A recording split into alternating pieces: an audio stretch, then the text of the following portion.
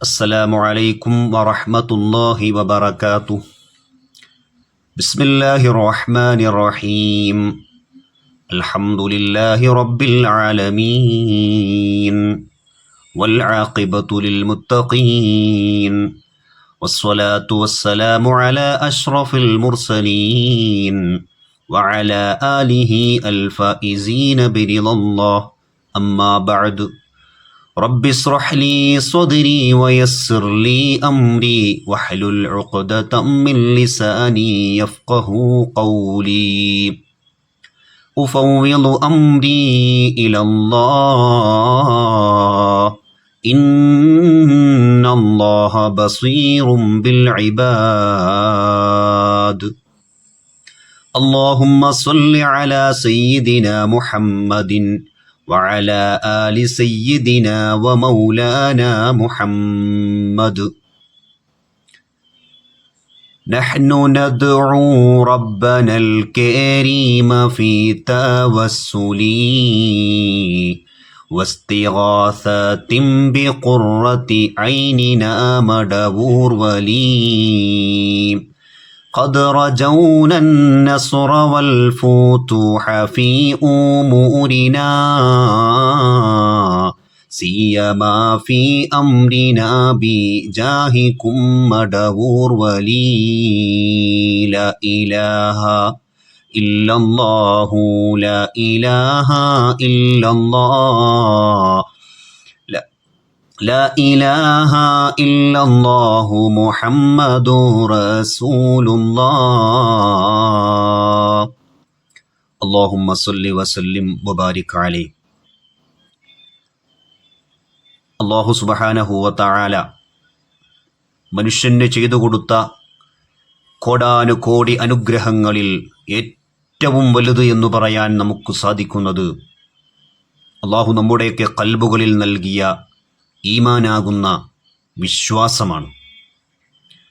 നമ്മുടെ കർമ്മങ്ങളും നമ്മുടെ ചെയ്തികളും നമ്മുടെ പ്രവർത്തനങ്ങളും നാളെ പാരത്രികമായ ലോകത്ത് സ്ക്രീനിങ്ങിന് വിധേയമാക്കപ്പെടുമ്പോൾ അള്ളാഹുവിൻ്റെ കോടതിയിൽ രക്ഷപ്പെടാൻ കഴിയുന്ന അമലുകളുമായി മുന്നോട്ടു പോകുന്ന വിശ്വാസിക്ക് നാളെ പാരത്രിക ലോകത്ത് നല്ല സന്തോഷവാർത്ത അറിയിക്കപ്പെടുകയാണ്.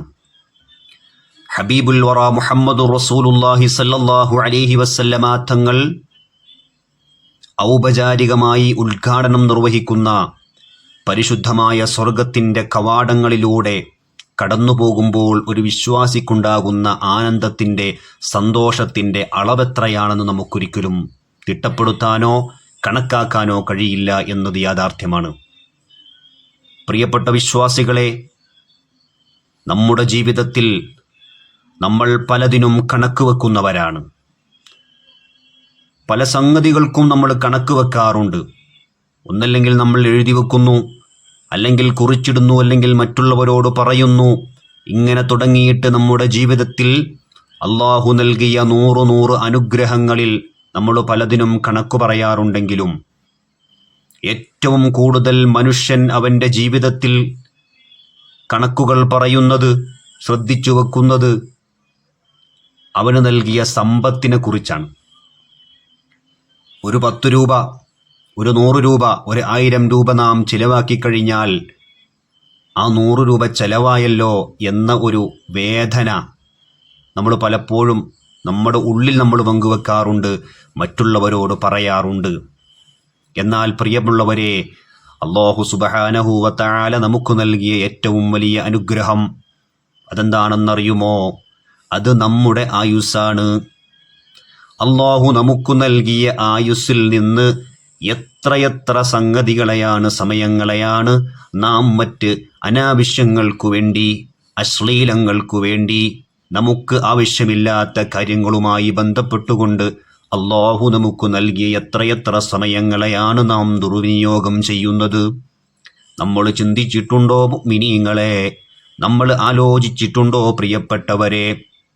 അല്ലാഹു നമുക്ക് നൽകിയ അനുഗ്രഹങ്ങളെക്കുറിച്ച് നാളെ പടച്ച റബ്ബിൻ്റെ കോടതിയിൽ നമ്മോട് ചോദ്യം ചെയ്യപ്പെടുമ്പോൾ നമുക്ക് മറുപടി പറയാനുണ്ടോ? അല്ലാഹു നൽകിയ സമ്പത്തിനെ കുറിച്ച് നമ്മൾ ചോദിക്കുമ്പോൾ നമ്മൾ എഴുതി വെച്ചിട്ടുണ്ട് 100 രൂപ ചിലവാക്കിയതിനെ കുറിച്ച്. നമ്മുടെ വീടുകളിൽ നമ്മൾ ഫാൻ വർക്ക് ചെയ്യുന്നു, AC വർക്ക് ചെയ്യുന്നു, അങ്ങനെ തുടങ്ങിയിട്ട് നമ്മുടെ ജീവിതത്തിൻ്റെ നിത്യോപയോഗ മേഖലകളിൽ പല പല വസ്തുക്കളും ഉപയോഗപ്പെടുത്തിക്കൊണ്ടിരിക്കുമ്പോൾ നമ്മുടെ വീടുകളിലുള്ളവരോട് നമ്മൾ വളരെ കാർക്കശ്യ സ്വഭാവത്തോടെ നമ്മൾ പറയാറുണ്ട്, എന്തിനാണിങ്ങനെ അനാവശ്യമായി ദൂർത്തടിക്കുന്നത്, എന്തിനാണിങ്ങനെ കരണ്ട് ചിലവാക്കിക്കൊണ്ട് നിങ്ങളിങ്ങനെ പ്രയാസപ്പെടുത്തുന്നത്. ഈ കാർക്കശ്യ സ്വഭാവം നമ്മൾ സ്വീകരിക്കുന്നതിൻ്റെ പിന്നിലുള്ള ലക്ഷ്യമെന്താണ്? എൻ്റെ പോക്കറ്റിൽ നിന്ന് എനിക്ക് ഈ മാസം അവസാനിക്കുമ്പോൾ ഇത്ര രൂപ നഷ്ടം സംഭവിക്കുമെന്ന വേദനയല്ലേ പ്രിയമുള്ളവരെ? എന്നാൽ 60 വർഷം ജീവിച്ച മനുഷ്യൻ, 40 വർഷം ജീവിച്ച മനുഷ്യൻ, അവൻ്റെ ജീവിതത്തിൽ നിന്ന് 24 മണിക്കൂറിൽ നിന്ന് അവൻ്റെ സമയത്തിൽ നിന്ന് ആയുസ് ഇങ്ങനെ കുറഞ്ഞു പോകുമ്പോൾ നമുക്ക് വേദനയുണ്ടോ? നമുക്ക് പ്രശ്നമുണ്ടോ? നമുക്ക് കണക്കുണ്ടോ? നമ്മൾ എഴുതി വെക്കുന്നുണ്ടോ? ഒന്നുമില്ല. ഹബീബുന മുഹമ്മദുർ റസൂലുള്ളാഹി സല്ലല്ലാഹു അലൈഹി വസല്ലമ തങ്ങൾ അവിടുന്ന് പഠിപ്പിക്കുന്ന ഒരു ഹദീസ് കാണാം. നിഅ്മതാനി മഗ്ബൂനുൻ ഫീഹിമാ കസീറും മിനന്നാസ്.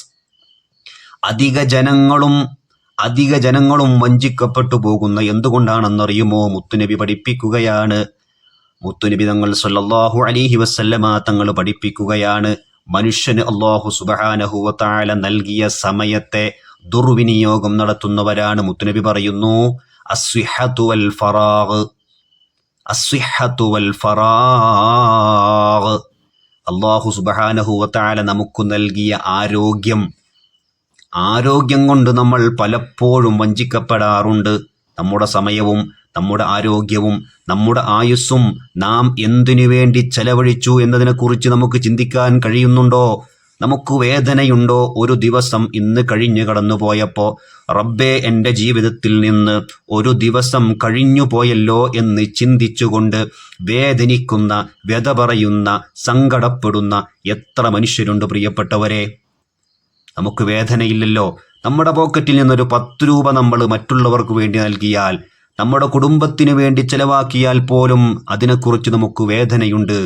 എന്നാൽ മുത്തുനബി തങ്ങൾ പറയുന്നു, നിങ്ങളുടെ ആരോഗ്യത്തെക്കുറിച്ച് നിങ്ങളെ വഞ്ചിക്കപ്പെട്ടുകൊണ്ടിരിക്കുകയാണ്. കസീറും മിനന്നാസ് അസ്സിഹത്തു വൽ ഫറാഗ്. മഗ്ബൂനാണ്, നമ്മൾ വഞ്ചിക്കപ്പെട്ടുകൊണ്ടിരിക്കുകയാണ്. അസ്സിഹത്തു, രണ്ടാമത് മുത്തുനബി തങ്ങൾ പറയുന്നു, അൽ ഫറാഗ്, ഒഴിവു സമയങ്ങൾ. നമുക്ക് വെറുതെ ടൈം പാസിനു വേണ്ടി നമ്മൾ ചിലവഴിക്കുന്ന ആ സമയങ്ങളൊക്കെ നാളെ പാരത്രിക ലോകത്ത് അള്ളാഹുവിൻ്റെ കോടതിയിൽ ചോദ്യം ചെയ്യപ്പെടും എന്നതിനെക്കുറിച്ച് നമുക്ക് ബോധം വേണ്ടേ? അത് ഏത് രീതിയിൽ നമ്മൾ ഉപയോഗിക്കുന്നു എന്നതിനെക്കുറിച്ച് നമ്മൾ ചിന്തിക്കണ്ടേ? അതുകൊണ്ട് പ്രിയപ്പെട്ടവരെ, ഞാൻ പറഞ്ഞുകൊണ്ടുവരുന്നത്, മുത്തുനബി സല്ലല്ലാഹു അലൈഹി വസല്ലമ തങ്ങൾ പഠിപ്പിച്ചതുപോലെ നമ്മുടെ ഒഴിവു സമയങ്ങൾ ഒരിക്കലും നമ്മളെ വഞ്ചിക്കുന്നതാകരുത്, നമ്മളെ പ്രയാസപ്പെടുത്തുന്നതാകരുത്. നമ്മുടെ ആരോഗ്യം നമ്മളെ വഞ്ചിക്കുന്നതാകരുത്. എല്ലാത്തിനും ഒരു കണക്കു വേണം, ഓഡിറ്റ് ചെയ്യപ്പെടണം. നാളെ അള്ളാഹുവിൻ്റെ കോടതിയിൽ നമ്മുടെ എല്ലാ അമലുകളും സ്ക്രീനിങ്ങിന് വിധേയമാക്കപ്പെടുമ്പോൾ നമുക്ക് പടച്ച റബ്ബിൻ്റെ മുന്നിൽ പിടിച്ചു നിൽക്കാൻ കഴിയണമെങ്കിൽ നമ്മുടെ പ്രവർത്തനങ്ങൾ അള്ളാഹു തൃപ്തിപ്പെട്ട രീതിയിലായി തീരേണ്ടതുണ്ട്. നമ്മുടെ കൊച്ചു സമയങ്ങളിൽ നമ്മൾ ചെയ്യുന്ന അമലുകൾ അതെല്ലാം കുറ്റമറ്റതായി തീരാൻ നമ്മൾ ശ്രമിക്കേണ്ടതുണ്ട്. അള്ളാഹു നമ്മുടെ അമലുകളെ നമ്മിൽ നിന്ന് ഖബൂൽ ചെയ്യുമാറാവട്ടെ. അള്ളാഹു നമ്മുടെ എല്ലാ സൽക്കർമ്മങ്ങളും നമ്മിൽ നിന്ന് സ്വീകരിക്കുമാറാവട്ടെ എന്ന് പ്രാർത്ഥനയോടുകൂടി വആഖിറു ദഅവാനാ അനിൽ ഹംദുലില്ലാഹി റബ്ബിൽ ആലമീൻ. അസ്സലാമു അലൈക്കും വറഹ്മത്തുള്ളാഹി.